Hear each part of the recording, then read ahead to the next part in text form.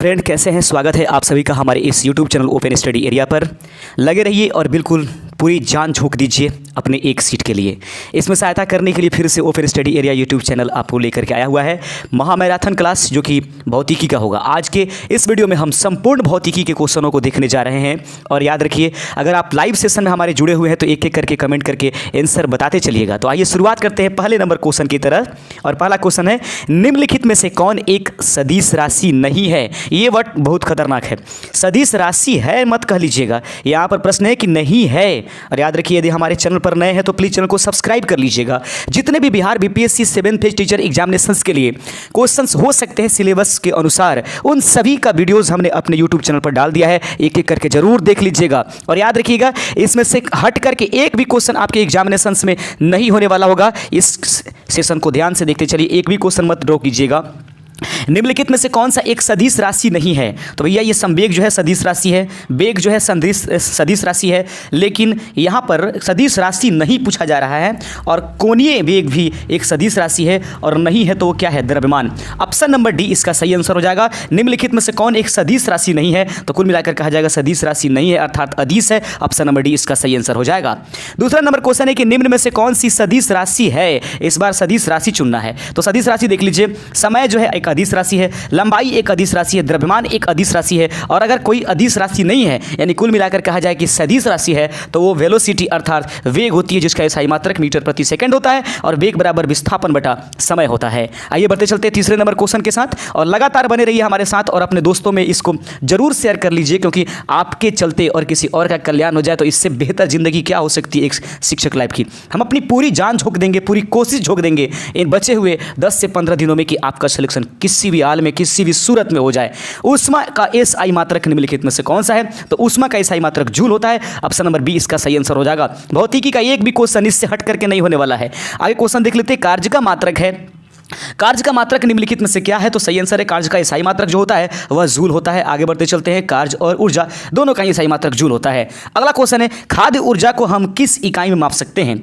खाद्य ऊर्जा को हम किस इकाई में माप सकते हैं। जैसे जैसे वीडियो आगे बढ़ेगी वैसे वैसे क्वेश्चन का थोड़ा सा लेवल हाई होता चला जाएगा। आगे बढ़ते चलते हैं। क्वेश्चन है, खाद्य ऊर्जा को हम किस इकाई में माप सकते हैं। पांचवा का सही आंसर हो जाएगा ऑप्शन नंबर सी, कैलोरी में मापते हैं। जैसे कि शहरी क्षेत्रों के लिए 2100 कैलोरी आवश्यकता है, और ग्रामीण क्षेत्रों के लिए 2400 कैलोरी आवश्यकता है। जहां तक ऊर्जा की बात की जाए, इसी में एक कंटेंट को हमने जोड़ लिया है जिससे कि आपको फायदा हो जाए। प्रश्न है, आवृत्ति का मात्रक निम्नलिखित में से क्या है। तो आवृत्ति का मात्रक जो है दोस्तों हर्ट्ज होता है, जिसको HZ से सूचित किया जाता है। और आवृत्ति किससे कहते हैं, कोई कंपन करती हुई वस्तु 1 सेकंड में जितनी दोलन फूला करती है उसे आवृत्ति कहते हैं। आप सभी जानते होंगे इसको SI मात्रक हर्ट्ज होता है। आइए बढ़ते चलते हैं कितने नंबर क्वेश्चन की तरफ। 7वां नंबर क्वेश्चन को जल्दी से जल्दी देख लेते हैं। आइए बढ़ते चलते हैं। लगातार क्वेश्चंस के लिए कमेंट करते रहिए या देखते रहिए, कोई बात नहीं है, बढ़ते रहिए आगे।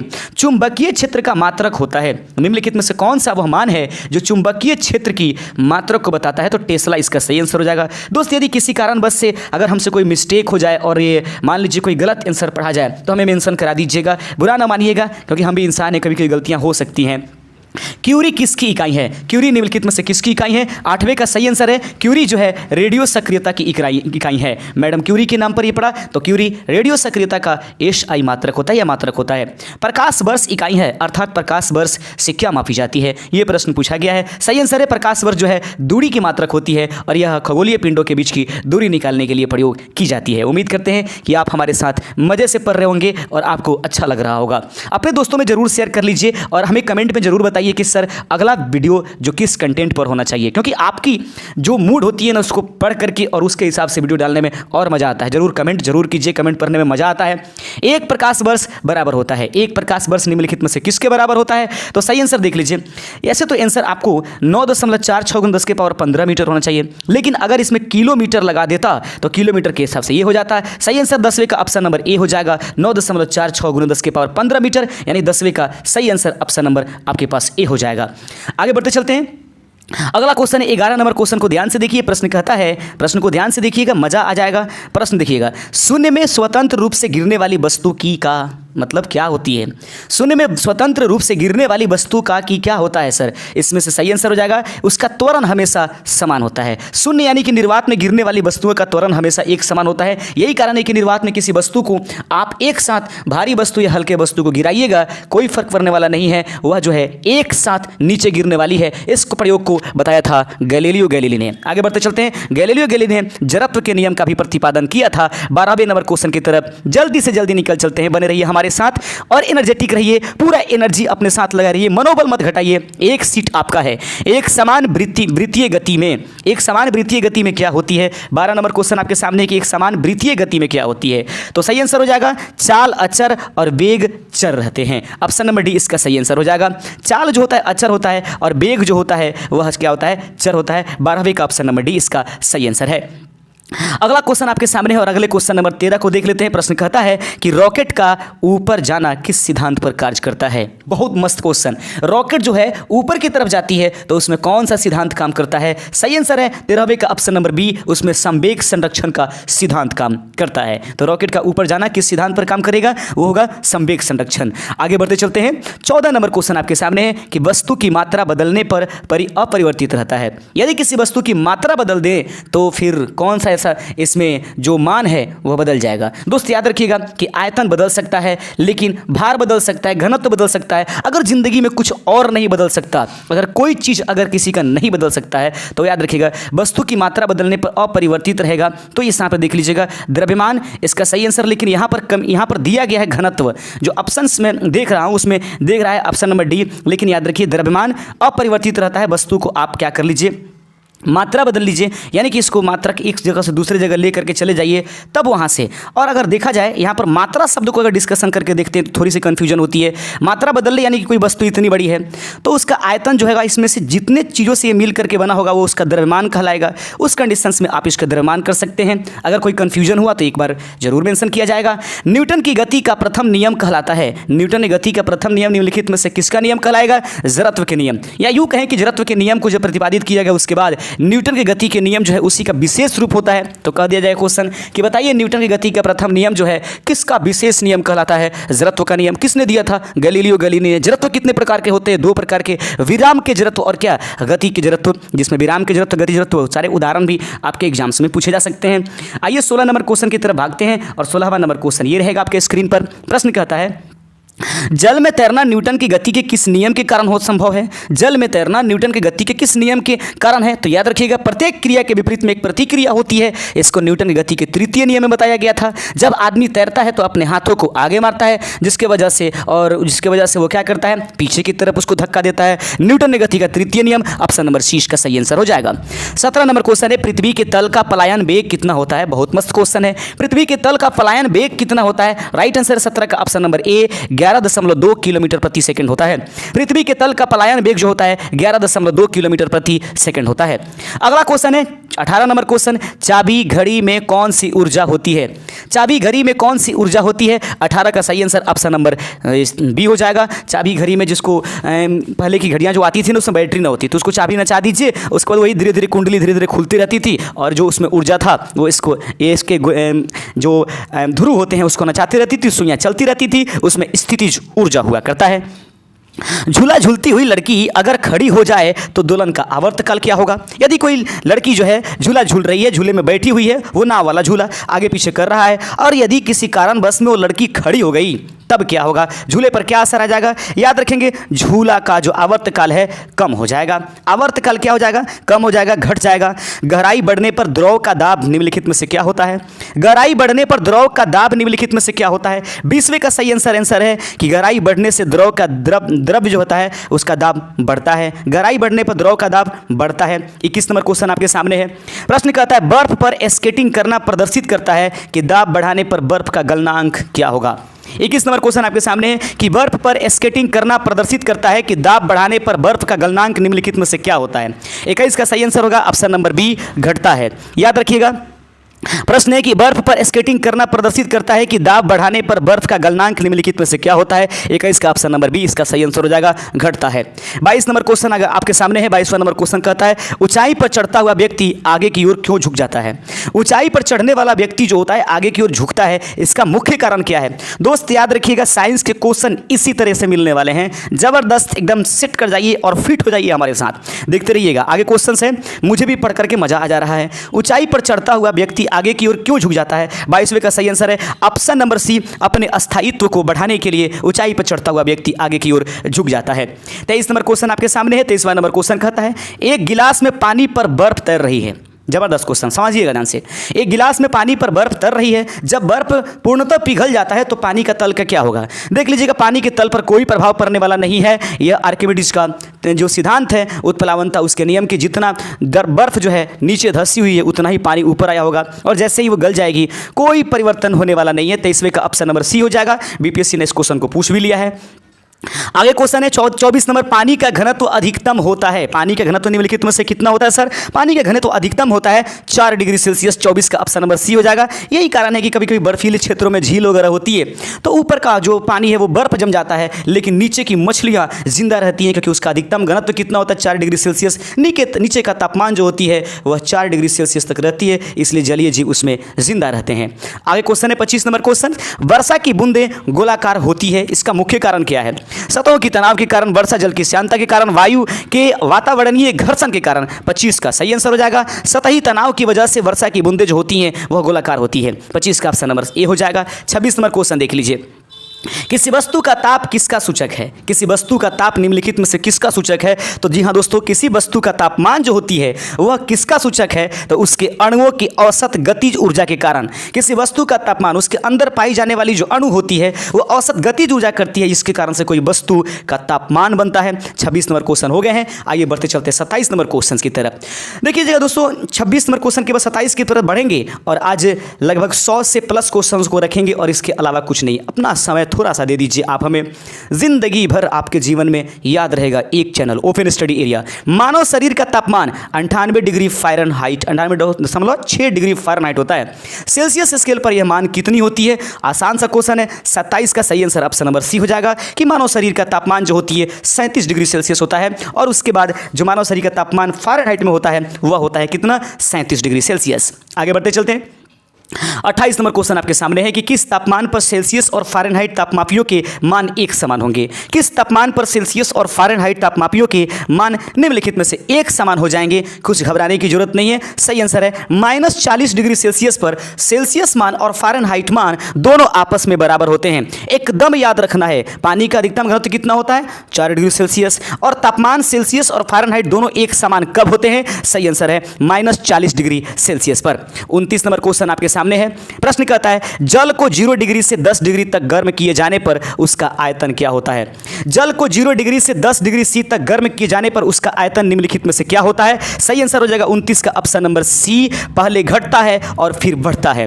जल को 0 डिग्री सेल्सियस से 10 डिग्री सेल्सियस तक गर्म किए जाने पर उसके आयतन पर क्या प्रभाव पड़ेगा। 29 का सही आंसर ऑप्शन नंबर सी हो जाएगा, पहले घटता है और फिर उसके बाद यह बढ़ता है। अब बहुत बढ़िया क्वेश्चन, एक बार जरूर गौर से इसको समझ लीजिएगा। अगला क्वेश्चन, न्यूनतम संभव तापमान क्या है। न्यूनतम सबसे संभव तापमान निम्नलिखित में से क्या है। तो बिल्कुल आपके सामने दिखाई दे रहा है और वो हो जाएगा न्यूनतम संभव तापमान निम्नलिखित में से क्या है। 30 का option number B, -273 degree Celsius को न्यूनतम संभव तापमान कहा जाता है। समझ रहे हैं, इसको हालांकि घटाइएगा तो फिर भी ये 0 आएगा, लेकिन देख लीजिए माइनस यहाँ पर दिया गया है, इसलिए ये वाला हम लोग आंकड़ा नहीं लेकर के चलेंगे। न्यूनतम संभव तापमान कितना है, -273 डिग्री सेल्सियस, इसके नीचे तापमान नहीं हो सकता। आगे, किसी झील की सतह का पानी जमा हुआ है। किसी झील की सतह का पानी जमा हुआ है, उस झील के अधः स्थल में जल का तापमान क्या होगा। तुरंत बताया गया है 4 डिग्री सेल्सियस वहां पर तापमान होता है। आगे बढ़ते चलते हैं। अगला क्वेश्चन नंबर है, क्वेश्चन है 32 नंबर की, प्रेशर कुकर में खाना जल्दी पकता है क्योंकि। बता देना है, प्रेशर कुकर में खाना जल्दी पकने का मुख्य कारण क्या है। 32 का सही आंसर क्वथन अधिक ताप पर होने लगता है, क्वथन अधिक तापमान पर होने लगता है, याद रखेंगे। सही आंसर ऑप्शन नंबर ए हो जाएगा। क्वथन जो होता है अधिकतम ताप पर होने लगता है। आगे बढ़ते चलते हैं, यानी कि उबलने का प्रारंभ जो होती है बंद रहने की वजह से कुकर की तापमान उस पर शुरू हो जाती है जल्दी से जल्दी उसको उबलना।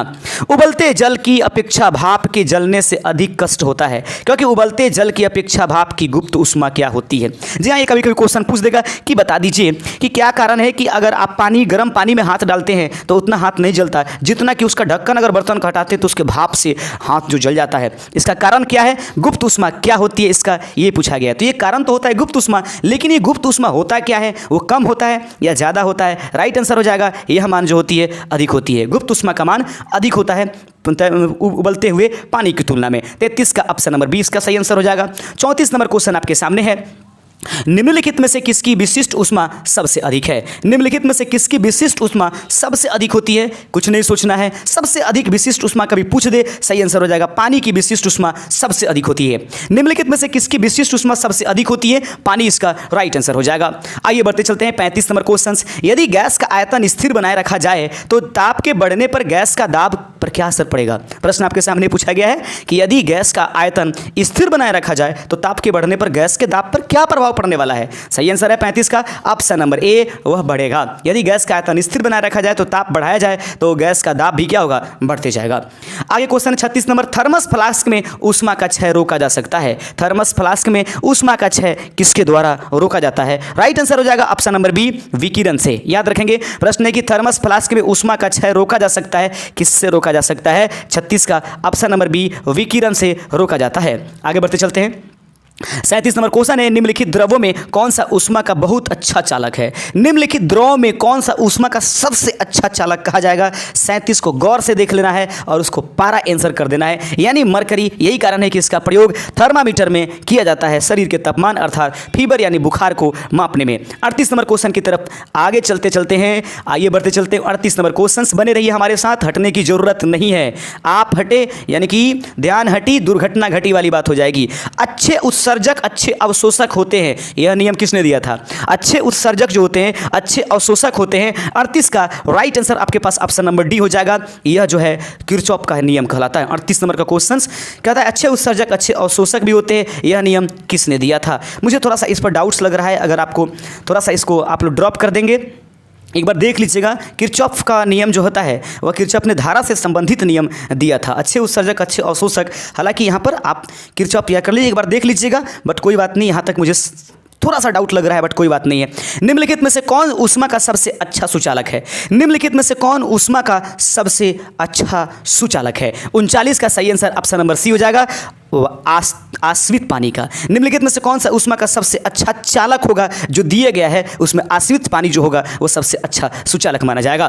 40 नंबर क्वेश्चन है कि ध्वनि की चाल अधिकतम होती है। ध्वनि की चाल निम्नलिखित में से किस में सबसे अधिक होती है। सही आंसर है ठोस में होती है। प्रश्न है कि ध्वनि की चाल अधिकतम कहाँ होती है, ठोस में उपस्थित होती है। 41 नंबर क्वेश्चन है, प्रश्न ये कहता है कि डेसिबल किसे मापने के लिए प्रयोग में लाया जाता है। डेसिबल किसे मापने के लिए प्रयोग में लाया जाता है। Right answer option number B हो जाएगा, वातावरण में ध्वनि। डेसिबल किसे मापने के लिए प्रयोग में लाया जाता है। 41 का ऑप्शन नंबर बी हो जाएगा। तो डेसिबल जो है वातावरण में ध्वनि को मापने के लिए प्रयोग किया जाता है। 42 नंबर क्वेश्चन आपके सामने है, प्रश्न कहता है वायु में ध्वनि का वेग बताना है। वायु में ध्वनि का वेग निम्नलिखित में से क्या होता है। ताप बढ़ेगा, वायु में ध्वनि की वेग भी बढ़ेगी। ऑप्शन नंबर बी इसका सही आंसर हो जाएगा। सॉरी एक मिनट थोड़ी सी घबराए नहीं, फिर से देख लेते हैं। वायु में ध्वनि का वेग, वायु में ध्वनि का वेग पूछा रहा है। ताप बढ़ने से घटता है नहीं, ताप बढ़ने से बढ़ता है, ताप से बढ़ता है नहीं। वायु में ध्वनि का वेग ताप से क्या रिलेशन इसका। 42 का ऑप्शन नंबर इसका जो हो जाएगा ऑप्शन, ताप बढ़ने से क्या होता है, बढ़ता है। थोड़ा सा 1 मिनट फिर समझ लेते हैं। ठीक है, अगर तापमान बढ़ेगी तो जो उसके धूलकण होंगे वो उसके दूरियां बढ़ेंगी, जलवाष्प बढ़ेंगे, इसके वजह से उसकी दूरी बढ़ेगी। बिल्कुल सही आंसर है ऑप्शन नंबर बी। 42 का ऑप्शन नंबर बी इसका सही आंसर है। आगे बढ़ते चलते 43 नंबर क्वेश्चन है, वायु में ध्वनि की चाल कितनी होती है। लीजिए क्वेश्चन आगे आपका 43 नंबर क्वेश्चन का ऑप्शन नंबर सी है। वायु में ध्वनि की चाल 332 मीटर प्रति सेकंड होता है, ध्यान रखिएगा।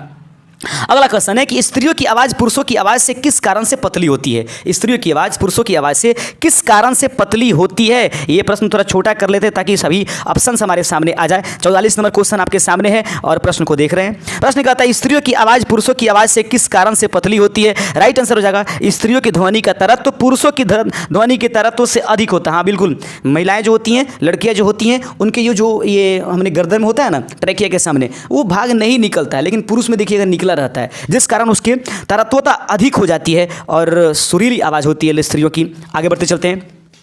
45 नंबर क्वेश्चन आपके सामने। 45 नंबर क्वेश्चन कहता है कि श्रव्य परिसर में ध्वनि तरंगों की आवृत्ति क्या होती है? 45 नंबर क्वेश्चन है, प्रश्न कहता है कि श्रव्य परिसर में ध्वनि तरंगों की आवृत्ति निम्नलिखित में से क्या होती है? 45 का ऑप्शन नंबर पर कह रहा है श्रव्य परिसर 20 हर्ट्ज से 20,000 हर्ट्ज, जिसको हम सुनते हैं या हम बोलते हैं। मनुष्य के सुनने और बोलने की श्रव्यता सीमा कितनी होती है? 20 HZ से 20,000 HZ तक। इसी को हम लोग श्रव्यता सीमा भी कहते हैं या इसको हम लोग श्रव्य ध्वनि के नाम से जानते हैं। अगला क्वेश्चन है 46 नंबर क्वेश्चन है कि ध्वनि तरंगों की प्रकृति होती है। ध्वनि तरंगों की प्रकृति कैसी होती है? तो ध्वनि तरंगों की प्रकृति जो होती है अनुदैर्घ्य होती है। वहीं पर प्रकाश तरंगों की पूछ दे तो अनुप्रस्थ होती है। इस प्रश्न का सही आंसर अनुदैर्घ्य तरंग हो जाएगा। आगे बढ़ते चलते हैं। 47 नंबर क्वेश्चन है निकट आती किसी रेलगाड़ी की सीटी की आवृत्ति या तीक्ष्णता बढ़ती जाती है, ऐसा किस कारण से होता है? अगर रेलगाड़ी अगर आपके नज़दीक आती जाए, निकट आती किसी रेलगाड़ी की सीटी की आवृत्ति या तीक्ष्णता बढ़ जाती है, ऐसा किस कारण से होता है? 47 का आंसर कुछ सोचना नहीं है, याद रखेंगे इसी को 47 को डॉपलर प्रभाव के नाम से जानते हैं। ऑप्शन नंबर सी इसका सही आंसर हो जाएगा। प्रश्न है कि निकट आती हुई किसी रेलगाड़ी की सीटी की आवृत्ति या तीक्ष्णता बढ़ती जाती है, ऐसा किसके कारण से होता है? इसको डॉपलर का प्रभाव कहते हैं। 48 नंबर क्वेश्चन की तरफ चलते हैं और देख लेते हैं 48 नंबर क्वेश्चन क्या होगा। बने रहिए हमारे साथ, एक भी क्वेश्चन छोड़कर जाइएगा नहीं। एक क्वेश्चन छोड़ करके गए और एक क्वेश्चन के कारण से अगर 0.25 से भी हट गए, 0.1 से भी हट गए, जिंदगी भर अफसोस रह जाएगी। न जाने दूसरे चांस में कितने सीट आएंगे, क्या होगा, कौन सी गवर्नमेंट एग्जाम लेगी या एग्जाम होगा भी नहीं, इस बात को कोई गारंटी नहीं है। इसलिए सोनार अधिकांशतः प्रयोग में लाया जाता है। सोनार अधिकांशतः रूप से किसमें प्रयोग में लाया जाता है? 48 पर ज़्यादा विचार करना नहीं है। नाविकों द्वारा नीचे छुपी हुई समुद्र में या नाविकों द्वारा पानी की सतह के नीचे छुपी हुई वस्तुओं का पता लगाने के लिए इसका प्रयोग किया जाता है। यदि किसी व्यक्ति को पता है तो सोनार का फुल फॉर्म जरूर लिख करके हमें कमेंट कर दीजिए और मजा आएगा आपके कमेंट पढ़ने में। और यदि आपका आंसर सही हुआ तो आपके आंसर को हम कर देंगे पिन अपने कमेंट बॉक्स में। ध्वनि तरंगे किसके कारण प्रतिध्वनि उत्पन्न करती है? ध्वनि तरंगे किसके कारण प्रतिध्वनि उत्पन्न करती है? 49 का सही आंसर हो जाएगा। सही आंसर है ऑप्शन नंबर सी। ध्वनि तरंगे जो है परावर्तन के नियम का पालन करती है। यही कारण है कि 17 मीटर की दूरी पर किसी मकान के सामने आप खड़े हो जाइए जो कि खुले मैदान हो, वहां पर आप कुछ भी बोलिए तो उसकी उल्टी आवाज आप ही को सुनाई देती है। याद रखेंगे रेडियो का समस्वरण स्टेशन उदाहरण है। गजब क्वेश्चन है। प्रश्न है रेडियो का समस्वरण स्टेशन उदाहरण है। सही आंसर आपके पास क्या होगा? 50वें का ऑप्शन नंबर डी इसका सही आंसर अनुनाद बोलते हैं उसको। कहता है कि रेडियो का समस्वरण स्टेशन उदाहरण है अनुनाद का। आगे बढ़ते चलिएगा। अगला क्वेश्चन है रडार की कार्यप्रणाली निम्न में से किस सिद्धांत पर आधारित है? रडार की कार्यप्रणाली निम्नलिखित में से किस सिद्धांत पर कार्य करता है? तो रडार की कार्यप्रणाली जो है निम्नलिखित में से किससे संबंध करती है? रेडियो तरंगों के परावर्तन पर। याद रखिएगा रडार की कार्यप्रणाली निम्न में से किस सिद्धांत पर कार्य करती है? रेडियो तरंगों के परावर्तन पर। 52 नंबर क्वेश्चन है दाढ़ी बनाने में लाया जाता है कौन सा दर्पण? दर्पण वाले क्वेश्चन आ गए अब, यानी कि ऑप्टिक्स शुरू हो गया। दाढ़ी बनाने के लिए काम में लाया जाता है, तो दाढ़ी बनाने के लिए निम्नलिखित में से कौन सा काम में लाया जाता है भाई? इसमें कुछ बताने वाली बात है क्या? सही आंसर ऑप्शन नंबर सी हो जाएगा अवतल दर्पण हो जाएगा, परंतु क्वेश्चन है इसीलिए मैंने रख दिया है। आगे क्वेश्चन है मोटर कार के पीछे के दृश्य को देखने के लिए कौन सा दर्पण प्रयुक्त होता है? अवतल का सिर्फ उल्टा उत्तल दर्पण इसका राइट आंसर हो जाएगा। अगला क्वेश्चन है किसी अंतरिक्ष यात्री को आकाश का रंग कैसा दिखाई देता है? बिल्कुल वहां पर अंतरिक्ष में वायु की उपस्थिति नहीं, सॉरी धूलकण और वहां पर वायुमंडल नहीं होने की वजह से प्रकाश किरणें नहीं परावर्तित होती। यही कारण है कि वहां के लोगों को जाने पर अंतरिक्ष यात्री को काला आकाश दिखाई देता है। 55 नंबर क्वेश्चन है कि प्रकाश के विकिरण की प्रकृति होती है। प्रकाश की विकिरण निम्नलिखित में से कैसी प्रकृति वाली होती है? 55 का सही आंसर हो जाएगा तरंग एवं कण दोनों होती है। ये तरंग सिद्धांत हाइगेंस देते हैं, कण सिद्धांत जो होता है न्यूटन देते हैं। तो पूछ दिया जाएगा बताइए प्रकाशों के लिए कणिका सिद्धांत किसने दिया था? सर आइजैक न्यूटन, जिन्होंने गुरुत्वाकर्षण का भी खोज किया। आगे प्रश्न है प्रकाश का वेग अधिकतम होता है। प्रकाश का वेग निम्नलिखित ऑप्शन में से किस में सबसे अधिकतम होती है? निर्वात में कह दीजिए, निर्वात में प्रकाश का वेग सबसे अधिकतम होता है। अगला 57 नंबर क्वेश्चन है कि प्रकाश तरंग किस प्रकार की तरंग है। प्रकाश तरंग जो है निम्नलिखित में से किस प्रकार की तरंग है। 57 का सही आंसर हो जाएगा ऑप्शन नंबर डी, यानी कि अनुप्रस्थ भी है और अनुदैर्ध्य भी है। प्रकाश तरंग किस प्रकार की तरंग है, तो याद रखिएगा मुख्य रूप से जो होती है प्रकाश तरंगे जो होती है अनुप्रस्थ ही है, लेकिन अगर पानी वाली सतह है ना, अगर उस पर किसी कारणवश से आप जो है प्रकाश को छोड़िएगा तो अनुदैर्ध्य तरंग का रूप लेने लगती है। यही कारण है कि ए और बी दोनों आंसर होगा, वरना इसका रियल अगर अनुदैर्ध्य तरंग न रहे तो उस कंडीशंस में अनुप्रस्थ मारिएगा। यदि आपको पूछ दिया जाए एग्जाम्स में कि इनमें से एक से अधिक आंसर है तो ऑप्शन नंबर वही कर दीजिएगा। अगर 5 ऑप्शन वाले क्वेश्चन से अगर बीपीएससी तो 5 ऑप्शन वाला ही पूछता है। माध्यम में तापमान में वृद्धि के साथ प्रकाश की गति होती है। माध्यम में तापमान में वृद्धि के साथ प्रकाश की गति निम्नलिखित में से क्या होती है। 58 का सी अपरिवर्तित होती है। माध्यम में तापमान में वृद्धि के साथ प्रकाश की गति में क्या होती है, तो 58 का ऑप्शन नंबर सी हो जाएगा। आगे बढ़ते चलते हैं। 59 नंबर क्वेश्चन है कि प्रकाश की गति है। प्रकाश की गति निम्नलिखित में से क्या है, बताइए। प्रकाश की गति है, कहीं दिखाई दे रहा है 3 × 10 के पावर, कहीं दिखाई दे रहा है, बिल्कुल बिल्कुल यही वाला ऑप्शन नंबर सी इसका सही आंसर है। 59 का ऑप्शन नंबर सी 3 × 10 के पावर 8 मीटर प्रति सेकंड। 59 के बाद बढ़ते चलते हैं 60 नंबर क्वेश्चन की तरफ। 60वां नंबर क्वेश्चन आपके स्क्रीन पर दिखाई दे रहा है। 60 नंबर क्वेश्चन कहता है, प्रश्न कहता है कि रेगिस्तान में मृगमरीचिका जैसी घटना का कारण क्या है। रेगिस्तान में मृगमरीचिका जैसी घटना का कारण मुख्य में से निम्नलिखित में से क्या है। सही आंसर है प्रकाश का पूर्ण आंतरिक परावर्तन। रेगिस्तान में मृगमरीचिका घटना का बनने का मुख्य कारण है प्रकाश का पूर्ण आंतरिक परावर्तन। अगला प्रश्न आपके सामने, आकाश का रंग किस कारण से नीला दिखाई देता है। आकाश का रंग निम्नलिखित में से कौन सी घटना के कारण से नीला दिखाई देता है। सही आंसर है प्रकाश के प्रकीर्णन की वजह से। 62 नंबर क्वेश्चन आपके सामने है कि वायुमंडल में प्रकाश के विसरण का कारण है। वायुमंडल में प्रकाश के विसरण का कारण निम्नलिखित में से कौन सा है। 62 का सही आंसर है, याद रखेंगे विसरण के कारण 62 का ऑप्शन नंबर हो जाएगा सी, धूलकण की वजह से। वायुमंडल में प्रकाश के विसरण के कारण मुख्य रूप से धूलकण होता है। 63 नंबर क्वेश्चन आपके सामने है। प्रश्न कहता है कि किस रंग के प्रकाश का अपवर्तनांक सबसे कम होता है। किस रंग के प्रकाश का अपवर्तनांक सबसे कम होता है। 63 का सही आंसर ऑप्शन नंबर ए हो जाएगा। पर अपवर्तनांक सबसे कम, जिसका अपवर्तनांक ज़्यादा उसकी तरंग दैर्ध्य कम, और जिसका तरंग दैर्ध्य ज़्यादा उसकी अपवर्तनांक कम, और जिसकी तरंग दैर्ध्य ज़्यादा उसका प्रिज्म में विचलन सबसे कम, और जिसकी तरंग दैर्ध्य कम उसका प्रिज्म में सबसे ज़्यादा विचलन। यही बात याद रखा जाता है। 64 नंबर क्वेश्चन है, लाल कांच को अधिक गर्म करने पर वह दिखाई देगा। लाल कांच जो है, लाल कांच को यदि ज़्यादा से ज़्यादा गर्म कर देंगे तो बता देना है कि लाल कांच को अधिक गर्म करने पर वो कैसा दिखाई देगा। 64 का सही आंसर ऑप्शन नंबर ए हो जाएगा, वो हरा दिखाई देने लगेगा। लाल कांच को यदि अधिक गर्म कर दिया जाएगा तो वो हरा दिखाई देने लगेगा। 65 नंबर क्वेश्चन है, यदि एक व्यक्ति 2 समतल दर्पण जो 60 डिग्री कोण पर रखे गए हैं के बीच खड़ा हो जाए तो उसे कितने प्रतिबिंब दिखाई देंगे। 60 डिग्री पर अगर खड़ा कर दिया जाए तो सबसे पहले कि इसमें 5 गो प्रतिबिंब दिखाई देगा। ठीक है, 12 बाई कर देते हैं तो 60 बाई, यहाँ पे क्या हो जाएगा बाई में 12 कर देते हैं, उसको हिस्से में इसका मान निकल जाएगा। आगे क्वेश्चन एक प्रश्न कहता है, इंद्रधनुष का निर्माण कैसे होता है। इंद्रधनुष का निर्माण निम्नलिखित में से किस घटना के कारण से होता है। सही आंसर है इंद्रधनुष का निर्माण अपवर्तन तथा प्रकाश के पूर्ण परावर्तन आंतरिक परावर्तन के कारण से होता है। इंद्रधनुष का निर्माण अपवर्तन तथा प्रकाश के पूर्ण आंतरिक परावर्तन से होता है। अगर ऐसा क्वेश्चन दे तो जरूर कीजिएगा। लीजिए क्वेश्चन है, कहता है क्वेश्चन कि 1.5 मीटर लंबे व्यक्ति को अपना पूर्ण प्रतिबिंब देखने के लिए आवश्यक दर्पण की न्यूनतम लंबाई कितनी हो जाएगी। 2 से भाग लगा दीजिए, हो जाएगा।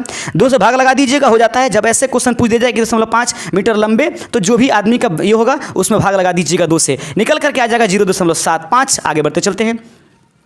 अगला क्वेश्चन है 68 नंबर क्वेश्चन आपके सामने है। प्रश्न को ध्यान से देखिएगा, प्रश्न बहुत जबरदस्त है और प्रश्न इससे बढ़िया जबरदस्त हो नहीं सकता। लीजिए प्रश्न है आपके सामने 68 नंबर क्वेश्चन कहता है, थोड़ा सा नीचे करने दीजिए इसको, थोड़ा ज़्यादा दूर हो गया। दूर की वस्तुओं का निरीक्षण करने के लिए किस प्रकाशिकीय यंत्र का प्रयोग किया जाता है। दूर की वस्तुओं का निरीक्षण करने के लिए किस प्रकाशिकीय यंत्र का प्रयोग किया जाएगा। 68 का ऑप्शन नंबर डी हो जाएगा, दूरदर्शी का प्रयोग किया जाएगा। 69 नंबर क्वेश्चन आपके सामने है, निकट दृष्टि दोष से पीड़ित व्यक्ति के चश्मे में प्रयोग किया जाता है।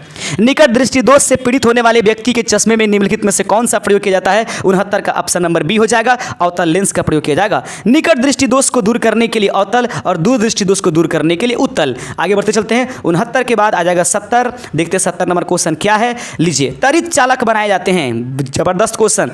प्रश्न है कि त्वरित चालक बनाए जाते हैं, त्वरित चालक निम्नलिखित में से किसके द्वारा बनाए जाते हैं। तो यह त्वरित चालक तांबे के द्वारा बनाए जाते हैं। अगला क्वेश्चन है, बिजली के बल्ब का फिलामेंट किस तत्व का बना होता है। टंगस्टन इसका सही आंसर है। 71 का ऑप्शन नंबर डी। आगे बढ़ते चलते हैं। क्वेश्चन है कि निम्नलिखित में से कौन सा पदार्थ विद्युत का सबसे अच्छा चालक है। निम्नलिखित में से कौन सा पदार्थ जो है विद्युत का सबसे बढ़िया चालक होता है। कुछ सोचना नहीं है, चांदी इसका सही आंसर है। आगे बढ़ते चलते हैं। फ्यूज तार की विशेषता निम्नलिखित में से क्या होती है। फ्यूज तार की निम्नलिखित में से विशेषता क्या होती है। इसका प्रतिरोध उच्च होता है और गलनांक कम होता है। यही कारण है कि यह जलकर जल्दी से जल्दी गला देता है परिपथ को और आपके परिपथ में लगे जाने वाली सभी युक्तियों को बचा लिया जाता है। अभी आप देख रहे हैं open study area YouTube channel. यदि आप रियल में पास कर जाना चाहते हैं तब तो हमारे चैनल को हर हाल में आपको सब्सक्राइब करना ही पड़ेगा। तो सब्सक्राइब कर दीजिए। लगातार 15 दिन 16 दिन और बचे हुए हैं। इस बीच में बहुत कुछ हम आपको प्रदान कर देंगे। बिजली के फ्यूज का तार किससे बना होता है। बिजली के फ्यूज का तार निम्नलिखित में से किससे बना होता है। बिजली के फ्यूज का तार किससे बना होता है। सही आंसर है 74 का ऑप्शन नंबर डी। यह टीन और शीशे के मिश्र धातु का बना होता है। बिजली के फ्यूज के तार जो है निम्नलिखित में से किससे बनेगा। टीन और शीशा के मिश्र धातु से बना रहता है। 75 नंबर क्वेश्चन आपके सामने है। एक कार बैटरी में प्रयुक्त विद्युत अपघट्य कौन है। इसको कार बैटरी के नाम से जानते हैं और 75 का ऑप्शन नंबर हो जाएगा आपके पास ऑप्शन नंबर बी, यानी कि सल्फ्यूरिक अम्ल H2SO4 का प्रयोग होता है। 76 नंबर क्वेश्चन आपके सामने है। प्रश्न कहता है कि शुष्क सेल है। शुष्क सेल निम्नलिखित में से क्या है। तो शुष्क सेल एक प्रकार की प्राथमिक सेल है, अर्थात इसको एक बार यूज कर लीजिए, फेंक दीजिए, दोबारा नहीं प्रयोग हो सकता है, इसलिए यह प्राथमिक सेल है। जो दोबारा यूज किए जाएंगे उसको द्वितीयक सेल कहेंगे। लोहे के ऊपर जिंक की परत चढ़ाने को क्या कहते हैं। लोहा के ऊपर यदि जिंक की परत हम चढ़ा देते हैं तो इसको गैल्वेनाइजेशन के नाम से जानते हैं। 77 का ऑप्शन नंबर ए इसका सही आंसर हो जाएगा। आइए बढ़ते चलते हैं। 78 नंबर क्वेश्चन। इन्वर्टर एक ऐसा यंत्र है। इन्वर्टर क्या करता है। इन्वर्टर मुख्य रूप से निम्नलिखित में से कौन सी घटना को अंजाम देता है। 78 का ऑप्शन नंबर हो जाएगा आपके पास बी। डीसी वोल्टेज को एसी वोल्टेज में बदलने के लिए प्रयोग होता है। यही कारण है कि इसको इन्वर्टर कहा जाता है। याद रखेंगे, इन कीजिए, कन्वर्ट करके आपको दूसरे में देता है तो पूछा क्या करता है, तो डीसी को एसी में बदलने का काम करता है। आगे हैं, घरों में पंखा बल्ब आदि उपकरण किस क्रम में लगे होते हैं। घरों में पंखा बल्ब आदि उपकरण किस क्रम में लगते हैं। बस साधारण सा आंसर है। यह जो होता है समानांतर क्रम में जोड़ा जाता है, पैरेलल वाइज, या यूं कहें कि घरेलू परिपथ किस क्रम में जोड़े जाते हैं, उस कंडीशंस में भी आप इसको समानांतर क्रम कहिएगा। 80 नंबर क्वेश्चन आपके सामने है कि एक स्वतंत्र रूप से लटका हुआ चुंबक सदैव ठहरता है। एक स्वतंत्र रूप से अगर चुंबक को लटका दिया जाए तो किधर ठहरेगा। ज़्यादा सोचना नहीं है, ये उत्तर दक्षिण दिशा में आकर रुकता है। इसी गुण के कारण इसका प्रयोग पहले किया जाता था और यही कारण है कि इसको लोड स्टोन भी कहा जाता था। 81 नंबर क्वेश्चन की तरफ बढ़ते चलते हैं। 81 नंबर क्वेश्चन कहीं तो मुलाकात हो जाओ, बिल्कुल मिल गए। 81 नंबर क्वेश्चन, आइए भैया आगे देखते हैं इनको। 81 नंबर क्वेश्चन करता है अस्थायी चुंबक बनाए जाते हैं। अस्थायी चुंबक निम्नलिखित में से किसके द्वारा बनाया जाता है। तो अस्थायी चुंबक निम्नलिखित में से इस्पात के द्वारा बनाया जाता है। 81 का ऑप्शन नंबर सी हो जाएगा कि अस्थायी चुंबक बनाए जाते हैं इस्पात के। 82 नंबर क्वेश्चन है कि विद्युत धारा का चुंबकीय प्रभाव सर्वप्रथम अवलोकित किया गया। विद्युत धारा का चुंबकीय प्रभाव सर्वप्रथम किसके द्वारा अवलोकित किया गया है। 82 का ऑप्शन नंबर डी हो जाएगा, ऑर्स्टेड के द्वारा। विद्युत धारा का चुंबकीय प्रभाव ऑर्स्टेड के द्वारा दिखाया गया है। सबसे पहले कि यदि किसी तार को हम लोग तान देते हैं और उसके नीचे कंपास की सुई ले जाते हैं और यदि इसमें विद्युत धारा प्रवाहित करते हैं तो कंपास की सुई विक्षेपित होने लगती है, यह ऑर्स्टेड ने बताया था। निम्नलिखित में से अनुचुंबकीय पदार्थ निम्नलिखित में से कौन सा है। अनुचुंबकीय पदार्थ निम्नलिखित में से कौन सा है। 83 नंबर में ज़्यादा विचार नहीं करना है, ये सब के सब अनुचुंबकीय पदार्थ हैं। आगे बढ़ते चलते हैं। 84 नंबर क्वेश्चन आपके सामने है। प्रश्न कहता है कि विद्युत चुंबकीय सिद्धांत का प्रतिपादन किसने किया था। जबरदस्त क्वेश्चन, एक बार फिर से दोहराते हैं। विद्युत चुंबकीय सिद्धांत का प्रतिपादन किसने किया था। तो विद्युत चुंबकीय सिद्धांत का प्रतिपादन करने वाले व्यक्ति का नाम हो जाएगा ऑप्शन नंबर बी, फैराडे। याद रखेंगे, माइकल फैराडे ने विद्युत चुंबकीय सिद्धांत का प्रयोग किया था। यही कारण है कि उनको जो है उन्होंने कुंडली बनाया था। समझ रहे हैं ना, उसने उन्हें क्या बनाया था, कुंडली, और कुंडली में इसमें एक छड़ चुंबक को डाल करके नचाया था तो उस समय क्या निकल गए थे, विद्युत धारा निकल गए थे। इसी को माइकल फैराडे का रूल कहा जाता है। 85 नंबर क्वेश्चन है, अस्थायी चुंबक बनाने के लिए प्रयोग किया जाता है। अस्थायी चुंबक यानी कि अस्थायी चुंबक वैसा चुंबक होता है जो चुंबक तो बन गया होगा लेकिन उस पर एक दो हथौड़ी मारिएगा फिर से अपने चुंबकीय गुण खो देगा। ऐसे चुंबक को अस्थायी चुंबक कहते हैं। तो कहता है कि इसको अस्थायी चुंबक बनाने के लिए किसका प्रयोग करेंगे। तो सही आंसर मुझे जहाँ तक लगता है, जहाँ तक मैं पढ़ा हूँ, नरम लोहा। इस्पात से बनाएंगे, अस्थायी लोहा बन जाएगा। अस्थायी किससे बनेगा, नरम लोहा से। वोल्टता को घटाने व बढ़ाने में प्रयुक्त उपकरण कौन सा है। अगर वोल्टेज मान को हम बढ़ाना चाहते हैं, वोल्टेज मान को घटाना चाहते हैं तो निम्नलिखित में से कौन सी आपको कर लेनी होगी। 86 का सही आंसर हो जाएगा, जो होगा ऑप्शन नंबर सी, ट्रांसफार्मर। वोल्टता को घटाने बढ़ाने के लिए ट्रांसफार्मर का प्रयोग किया जाता है। देख लेंगे जब आपके गांव में वोल्टेज कम आता होगा तो आकर के विद्युत वाले जो होते होंगे वे सभी आकर के एक ट्रांसफार्मर लगा देते हैं, फिर चकाचौंध रूप से आने लगता होगा लाइट आपके गाँव में। और खुशियों की दौड़ आपके अंदर दौड़ जाती होगी। संधारित्र का मुख्य कार्य क्या है? संधारित्र का मुख्य रूप से कार्य क्या है? तो संधारित्र का सही आंसर हो जाएगा 87 का ऑप्शन नंबर ए, आवेशों का संचय करना। आवेशों को संचित करने के लिए जिस युक्ति का प्रयोग करते हैं उसको हम लोग कैपेसिटर के नाम से जानते हैं, इसको संधारित्र के नाम से भी हम लोग जानेंगे। अगला क्वेश्चन 88 नंबर क्वेश्चन आपके सामने है कि किसी चुंबक की आकर्षण शक्ति सबसे अधिक कहां होती है? बस कुछ नहीं सोचना है, 88 का दोनों किनारे सही आंसर हो जाएगा। चुंबक की ध्रुव पर सबसे ज्यादा जो होती है वह चुंबकीय गुण पाई जाती है। और याद रखेंगे चुंबक का कौन सा गुण कभी भी खत्म नहीं की जा सकती है, तो याद रखिए इसका सही आंसर है कि चुंबक का ध्रुव कभी भी हम लोग समाप्त नहीं कर सकते हैं। परमाणु बम का सिद्धांत आधारित है। परमाणु बम का सिद्धांत निम्नलिखित में से किस पर आधारित है? सही आंसर होगा यह नाभिकीय विखंडन पर आधारित है। प्रश्न है परमाणु बम का सिद्धांत किस पर आधारित है? नाभिकीय विखंडन पर यह आधारित है।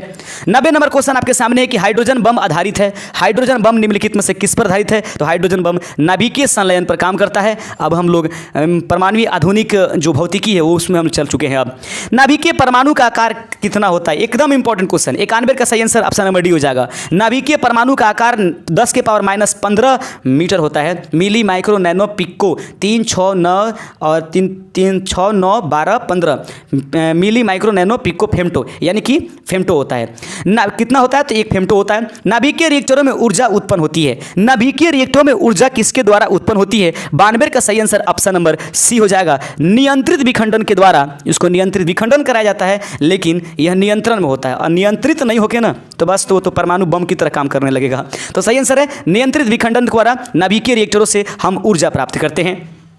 कितने नंबर क्वेश्चन हुए? 92। ज़्यादा क्वेश्चन नहीं है, बने रहिए हमारे साथ, थोड़ा सा समय तो बिताइए। इतना दिन तो समय जहाँ तहाँ बिताए किए हैं, लेकिन हमारे साथ बिता लीजिए और उम्मीद कीजिए सिलेक्शंस ले लीजिए, कोई दो राय नहीं है। नाभिकीय रिएक्टर के निर्माण में निम्नलिखित में से कौन सा एक अनिवार्य है? प्रश्न है कि नाभिकीय रिएक्टर के निर्माण में निम्नलिखित में से कौन सा एक अनिवार्य हो जाएगा? 93 का सही आंसर ऑप्शन नंबर सी हो जाएगा, जर्कोनियम। याद रखेंगे 93 का ऑप्शन नंबर सी आंसर है कि नाभिकीय रिएक्टर के निर्माण में निम्नलिखित में से कौन सा एकदम अनिवार्य है, उसके बिना हो ही नहीं सकता, जर्कोनियम सही आंसर हो जाएगा। अगला क्वेश्चन है 94 नंबर की सूर्य की ऊर्जा उत्पन्न होती है। सूर्य की ऊर्जा किसके द्वारा उत्पन्न होती है? सही आंसर है नाभिकीय संलयन की उसमें क्लियर प्रक्रिया होती है। अगला है 95 नंबर, नाभिकीय रिएक्टर में नियंत्रक यानी कि कंट्रोलर के रूप में किसका प्रयोग होता है? नाभिकीय रिएक्टर में नियंत्रक के रूप में किसका प्रयोग होता है? 95 का सही आंसर ऑप्शन नंबर बी हो जाएगा, कैडमियम क्षार के रूप में। प्रश्न है कि नाभिकीय रिएक्टर में नियंत्रक के रूप में किसका प्रयोग करेंगे? कैडमियम क्षार का प्रयोग करते हैं। 96 नंबर क्वेश्चन आपके सामने है कि नाभिकीय रिएक्टर में भारी जल का प्रयोग किस रूप में किया जाता है? एकदम याद रख कर जाइएगा इस प्रश्न को, मैं कह रहा हूं नाभिकीय रिएक्टर में भारी जल का प्रयोग किस रूप में किया जाता है? 96 का सही आंसर है मंदक के रूप में भारी जल का प्रयोग किया जाता है। द्रव्यमान ऊर्जा संबंध किसका निष्कर्षण है? वाह, बहुत बढ़िया क्वेश्चन। द्रव्यमान ऊर्जा सिद्धांत जो है किसका निष्कर्षण है? 97 का ऑप्शन नंबर बी हो जाएगा, सापेक्ष का सामान्य सिद्धांत यह कहलाता है। E बराबर mc² अल्बर्ट आइंस्टीन ने इसको प्रदान किया था। निम्न में से किसका प्रयोग ट्रांजिस्टर में किया जाता है? निम्नलिखित में से वो कौन सा पदार्थ है जिसका प्रयोग हम लोग ट्रांजिस्टर में करेंगे? सही आंसर है जर्मेनियम का प्रयोग जो होता है ट्रांजिस्टर में किया जाता है। अगर सिलिकॉन आंसर आता तो सिलिकॉन होता, अगर जर्मेनियम और सिलिकॉन दोनों रहेगा तो एक से अधिक वाला आंसर आप करके आइएगा। आगे बढ़ते चलते हैं। लेजर किरणें होती हैं। लेजर किरणें कैसी होती हैं? केवल एक रंग की, 2 रंगों की, 7 रंगों की, इनमें से कोई नहीं। 99 का सही आंसर है केवल एक रंग की। यही कारण है कि लेजर किरणें एक रंग की होती है, रेड कलर का उसमें प्रयोग करते हैं। यही कारण है कि दूर से भी किसी के शरीर पर आप जला करके देख लेते हो और पता चल जाता है, वो आदमी घबरा जाता है कि हमारे शरीर पर ये रेड क्या नजर आ रहा है। सौर सेल बनाए जाते हैं। सौर सेल निम्नलिखित में से किसके बनाए जाते हैं? सिलिकॉन से भी और गैलियम से, यानी कि सही आंसर हो जाएगा ऑप्शन नंबर डी, ए और बी। आगे बढ़ते चलते 101 नंबर क्वेश्चन। सूक्ष्म समय अंतरालों को सही मापने के लिए निम्नलिखित में से किसका प्रयोग किया जाता है? बहुत जबरदस्त क्वेश्चन है। प्रश्न कहता है सूक्ष्म समय अंतरालों को सही मापने के लिए निम्नलिखित में से किसका प्रयोग करेंगे? 101 का ऑप्शन नंबर हो जाएगा सी, परमाणु घड़ी का। सूक्ष्म समय अंतरालों को सही मापने के लिए परमाणु घड़ी का प्रयोग करेंगे। या परमाणु घड़ी का प्रयोग कहाँ करते हैं? सूक्ष्म समयों को मापने के लिए। स्वतः चालित गाड़ियों के ब्रेक में किस प्रकार की व्यवस्था होती है? स्वतः चालित गाड़ियों के ब्रेक में किस प्रकार का व्यवस्था होती है? 102 नंबर का सही आंसर ऑप्शन नंबर डी हो जाएगा, हाइड्रोलिक। याद रखिएगा स्वतः चालित गाड़ियों के ब्रेक में किस का प्रयोग किया जाता है? हाइड्रोलिक का प्रयोग किया जाता है। 103 नंबर क्वेश्चन आपके सामने है कि सापेक्षिक आर्द्रता किसमें पाई जाती है? सापेक्षिक आर्द्रता निम्नलिखित में से किसमें पाई जाती है? ऑप्शन नंबर सी, हाइग्रोमीटर में प्रयोग की जाती है, हाइग्रोमीटर में पाई जाती है। 104 नंबर क्वेश्चन है कि दूध की शुद्धता की पुष्टि किस यंत्र द्वारा की जाती है। तो दूध की शुद्धता मापने के लिए किस यंत्र का प्रयोग करेंगे? लैक्टोमीटर का प्रयोग हम लोग करते हैं। 105वें नंबर क्वेश्चन की तरफ आगे बढ़ते चलते हैं। बिल्कुल नज़दीक है, अब घबराइए नहीं, बने रहिए हमारे साथ, मैं आप ही के लिए तो कर रहा हूँ। आगे बढ़ते चलते हैं। अगला क्वेश्चन ये याद रखिएगा, लेकिन प्लीज़ सब्सक्राइब जरूर कर दीजिए अगर अभी भी नहीं सब्सक्राइब किए हैं तो। माइक्रोफोन का आविष्कार किसने किया था? माइक्रोफोन का आविष्कार निम्नलिखित में से किसने किया था? 105 सभी लोग जानते होंगे, ग्राहम बेल ने माइक्रोफोन का आविष्कार किया था। आगे बढ़ते चलते हैं। 106 नंबर क्वेश्चन है कि ब्लैक होल सिद्धांत की खोज किसने किया था? इसमें क्या पूछना है, ब्लैक होल सिद्धांत किसने प्रयोग किया था? सही आंसर होगा एस चंद्रशेखर। एस चंद्रशेखर इसका सही आंसर हो जाएगा। ब्लैक होल सिद्धांत की खोज निम्नलिखित में से किसने किया था? 106 का सही आंसर ऑप्शन नंबर ए हो जाएगा। सीवी रमन ने रमन प्रभाव का खोज किया था। बैलिस्टिक मिसाइल का जनक कौन है? लीजिए क्वेश्चन आपके सामने, बैलिस्टिक मिसाइल का जनक निम्नलिखित में से कौन सा है? 107 का option number C, Wernher von Braun. याद रखेंगे, क्वेश्चन है बैलिस्टिक मिसाइल का जनक कौन है? Wernher von Braun. आगे बढ़ते चलते हैं। 108 नंबर क्वेश्चन, डायनेमो ऊर्जा का रूपांतरण करता है। डायनेमो ऊर्जा का रूपांतरण किसमें करता है? डायनेमो मुख्य रूप से क्या करता है? तो याद रखिएगा, यह यांत्रिक ऊर्जा को विद्युत ऊर्जा में बदलता है, जिसका खोज माइकल फैराडे ने किया था। उसको पहले नचाया जाता है और उसके बाद उससे विद्युत धारा उत्पन्न की जाती है, जो कि आपके साइकिल वगैरह में पहले आती थी। अब तो कोई जरूरत नहीं, तो लोग तो मोबाइल बजाते हुए चल देते हैं। माइक्रोफोन ऊर्जा का रूपांतरण करता है। माइक्रोफोन ऊर्जा का रूपांतरण कैसे करता है? 190 नंबर क्वेश्चन आपसे पूछा गया है। सही आंसर ऑप्शन नंबर सी हो जाएगा। ध्वनि ऊर्जा को विद्युत ऊर्जा में बदलने का काम करता है। यही कारण है कि हम यहाँ पर हेलो बोलते हैं, वहाँ पर लाउड स्पीकर हेलो बोलता है। विगत वर्षों में कुछ एसएससी में क्वेश्चन पूछे गए थे कांस्टेबल में, तो हम सोच रहे हैं कि उनको भी कुछ क्वेश्चन हैं जो कि आपके आसार बन सकते हैं यहाँ से, तो उन क्वेश्चनों को भी 6-7 हम लोग देख लेते हैं, बाकी कुछ नहीं। खाना पकाने के बर्तनों के नीचे की बाहरी हिस्सा काला क्यों की जाती है? प्रश्न देख लीजिएगा, खाना पकाने के बर्तनों के नीचे की बाहरी हिस्सा काला क्यों की जाती है? 110 का सही आंसर हो जाएगा ऑप्शन नंबर डी, काली सतह ऊष्मा की अच्छी अवशोषक होती है, यही कारण इसका प्रयोग होता है। 111 नंबर क्वेश्चन है, आकाश का रंग नीला किसके कारण से दिखाई देता है? तो नीला दिखाई देने का मुख्य कारण ऑप्शन नंबर सी हो जाएगा, लघु तरंग के प्रकीर्णन के कारण। थोड़ा सा कंफ्यूजनल क्वेश्चन है, इसीलिए इसको मैंने लेकर आया। आए क्वेश्चन 112 नंबर, 1 माइक्रोन किसके बराबर होता है? बहुत बार क्वेश्चन पूछा गया है। 1 माइक्रोन किसके बराबर होता है? 112 का ऑप्शन नंबर सी हो जाएगा, 0.001 मिमी। 1 माइक्रोन किसके बराबर होता है या इसके बराबर होता है? सही आंसर है 0.001 मिमी के बराबर। 113 नंबर क्वेश्चन देख लीजिएगा। 117 नंबर क्वेश्चन है कि निकट दृष्टिता से पीड़ित लोगों को इनका प्रयोग करने की सलाह दी जाती है। निकट दृष्टिता से पीड़ित लोगों को किनका प्रयोग करने के लिए लोगों को सलाह दी जाती है? सही आंसर है 117 का option number B, convex lens यानी कि अवतल लेंस। कॉन्वेक्स लेंस यानी अवतल लेंस। तो उम्मीद करते हैं कि कहाँ तक पहुँचे हम लोग, 113 तक। 113 के बाद 114, 15, 2-3 क्वेश्चन और होगा, देख लीजिए। 114 नंबर क्वेश्चन आपके सामने है, प्रश्न को देख लीजिए, प्रश्न को देखिए अच्छे से, बस नज़दीक है हम लोग, अंतिम क्वेश्चन की तरफ है। एक प्रकाश वर्ष, अगला क्वेश्चन है, थोड़ा सा इसको ठीक कर लें दीजिए। एक प्रकाश वर्ष किसकी इकाई होती है? दूरी, जो कि आपसे पूछा गया था। अगला क्वेश्चन है कि वायु में ध्वनि का वेग किस पर निर्भर करता है? तो वायु में ध्वनि का वेग निम्नलिखित में से किस पर निर्भर करेगा? वायु के घनत्व पर नहीं, वायु के तापमान पर बिल्कुल नहीं, सही आंसर होगा वायु के दाब पर। याद रखेंगे, वायु के दाब पर निर्भर करता है। 116 नंबर क्वेश्चन आपके सामने है, और वायु डायनेमो किसको परिवर्तित करने के लिए प्रयोग किया जाता है? ये क्वेश्चन पूछ लिया गया होगा। 116 का ऑप्शन नंबर क्या हो जाएगा? ए हो जाएगा। ये सभी क्वेश्चन पूछे गए हैं। आगे देखते हैं 17 नंबर क्वेश्चन अंतिम नंबर है, हजामत का शीशा कौन सा होता है? आप याद रखिएगा, इसमें अवतल यानी कि कॉन्वेक्स लेंस इसका दर्पण सही आंसर हो जाएगा। उम्मीद करते हैं कि आज के कंटेंट आपको बहुत कुछ दे करके गया होगा। 1 से 2 बार जरूर देख लीजिएगा इसको, एग्जाम में जाने से पहले बहुत फायदे मिलेंगे। शुक्रिया हमारे साथ अभी तक जुड़ने के लिए।